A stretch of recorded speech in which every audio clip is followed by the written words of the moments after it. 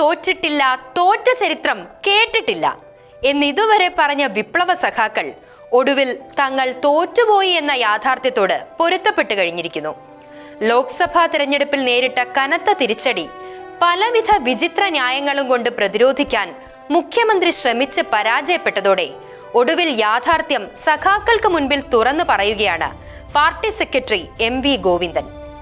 തെരഞ്ഞെടുപ്പിൽ നമ്മൾ തോറ്റു, നല്ലപോലെ തോറ്റു. തോറ്റിട്ട് ജയിച്ചു എന്ന് പറഞ്ഞിട്ട് വല്ല കാര്യവുമുണ്ടോ? MV ഗോവിന്ദൻ പറയുന്നു.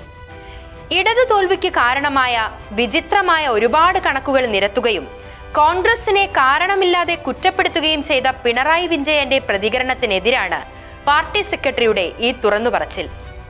എന്തുകൊണ്ട് തോറ്റു എന്ന കാര്യം നമ്മൾ കണ്ടുപിടിക്കേണ്ടതുണ്ട്. ഒരുപാട് അഭിപ്രായങ്ങൾ പല രംഗത്തു നിന്നും വരുന്നുണ്ട്. എല്ലാം ഞങ്ങൾ സ്വീകരിക്കുന്നു.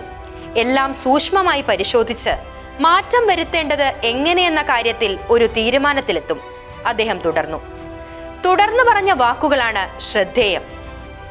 രണ്ടാം പിണറായി സർക്കാർ അധികാരത്തിൽ വന്നപ്പോൾ ഉണ്ടായ പ്രവണത മുതലാളിത്ത സമൂഹത്തിൽ നിന്ന് അരിച്ചരിച്ച് നമ്മുടെ പാർട്ടികളിലും നമ്മളിൽ തന്നെയും ഉണ്ടാകും. അത് കാണാതിരുന്നിട്ട് കാര്യമില്ല. അതെല്ലാം തൂത്തെറിഞ്ഞുകൊണ്ട് മാത്രമേ നല്ല തിരുത്തലുകൾ നടത്താനാകൂ. ശരിക്കും ഈ വാക്കുകളാണ് പിണറായിക്കുള്ള കൃത്യമായ മറുപടി. രണ്ടാം പിണറായി സർക്കാർ മുതലാളിത്ത സമൂഹത്തിന് വേണ്ടിയാണ് പ്രവർത്തിക്കുന്നത് എന്ന് പറയാതെ പറയുകയാണ് പാർട്ടി സെക്രട്ടറി. ഇതോടെ പാളയത്തിൽ പട പുറം ലോകത്തേക്ക് അറിയിക്കുകയാണ് MV ഗോവിന്ദൻ. MV ഗോവിന്ദൻ വായ തുറന്നതോടെ മറ്റൊരാളും രംഗത്തെത്തി. CPM ജനറൽ സെക്രട്ടറി സീതാറാം യെച്ചൂരിയാണ് സംസാരശേഷി തിരിച്ചു കിട്ടിയ ആ വ്യക്തി. ലോക്സഭാ തിരഞ്ഞെടുപ്പിൽ ഇടതുപക്ഷത്തിനുണ്ടായ പരാജയത്തെക്കുറിച്ച് ഗൗരവമായ ചർച്ച ആവശ്യമാണെന്ന് അദ്ദേഹം പറഞ്ഞു.